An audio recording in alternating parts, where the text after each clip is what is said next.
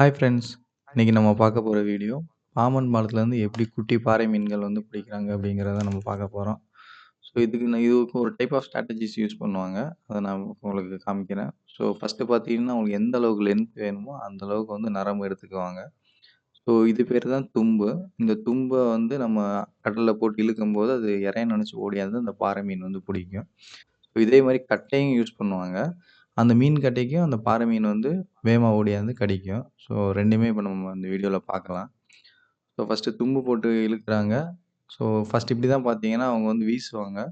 எந்த லென்த் வேணுமோ அந்த அளவுக்கு வீசிட்டு, அதுக்கடுத்து அவங்க வேகமா இழுக்கும்போது, அந்த மீன் வந்து ஓடியாந்து இரைய நெனச்சு கடிக்கும். இப்போ அவங்க கட்டைய போட்டு இழுக்கும்போது பார்த்தீங்கன்னா, மீன் வந்து கடிச்சிருச்சு. அத நல்லா பார்த்தீங்கன்னா உங்களுக்கு தெரியும். ஸோ வேகமா வந்து அது ஒரு சைடு ஓட பார்க்கும். ஸோ அவங்க புடிச்சுட்டாங்க. நல்லா மாட்டிக்கிட்டனால அதனால தப்பிக்க முடியல. ஸோ இப்ப அத வந்து வேகமா மேல தூக்கணும். இல்ல அப்டின்னா, அந்த மீன் வந்து தட்டிரும். இவங்க ஒரு நாளைக்கு இந்த மாரி ஒரு 10 மீன் புடிச்சாங்கன்னா, அதுல எப்டியும் 4 மீன் வந்து பாலத்துல வந்து மேல தூக்குறதுக்குள்ளயே வந்து தட்டி, தட்டி கீழ விழுந்துரும். ஆனா, அதெல்லாம் அவங்க வந்து பெருசா யோசிக்க மாட்டாங்க. ஏன்னா, இது அவங்களோட ரெகுலரா நடக்கிற விஷயங்கள் தான். ஸோ அந்த மீன பாருங்க.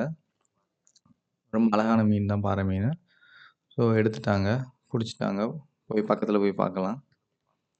இது வந்து ஒரு 1/2 கிலோ சைஸ் இருக்கும் இந்த மீனு. பார்த்தீங்களா? இதுதான் அந்த மீன் கட்டைன்னு சொல்றது. குட்டி மீனா இருக்கும்.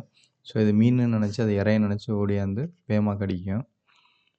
ஸோ அதிகமா வந்து இந்த இடத்துலருந்து தான் அந்த பாறை மீனுக்கு வந்து வீசுவாங்க. அந்த ஒரு குழி மாரி இடம் இருக்கும். அதுல வந்து நெறைய பாறை மீன் வந்து அந்தந்த டைம்ல வந்து கிடைக்கும். ஸோ எல்லா டைமும் வந்து கிடைக்காது. ஸோ இது வந்து பாறை மீன் வந்து குறைஞ்சது வந்து ரூ. 300 ரூ. 350 ரேட் வரைக்கும் போகும். இது மாரி அவங்க நெறைய மீன புடிச்சு தான் அவங்க வந்து சேல்ஸுக்கு எடுத்துட்டு போவாங்க. இப்போ பேக்ல போட்டாச்சு. இப்ப நெக்ஸ்ட் அவங்க இதே மாரி ட்ரை பண்ணுவாங்க. ஸோ அதையும் பார்க்கலாம். மறுபடியும் வீசுறாங்க. மறுபடியும் வீசி அவங்க இழுத்து பார்க்குறாங்க. ஸோ இப்பயும் அவங்களுக்கு ஒரு மீன் தட்டியிருக்கு. பார்த்தீங்கன்னா தெரியும். இப்ப கீழ உங்களுக்கு கேமரால காட்டுறேன். பாருங்க மேல தூக்குறாங்க. ஸோ இதுவும் அதே மாரி பார்த்தீங்கன்னா, ஒரு 1/2 கிலோ சைஸ் இருக்கிற மீன் தான்.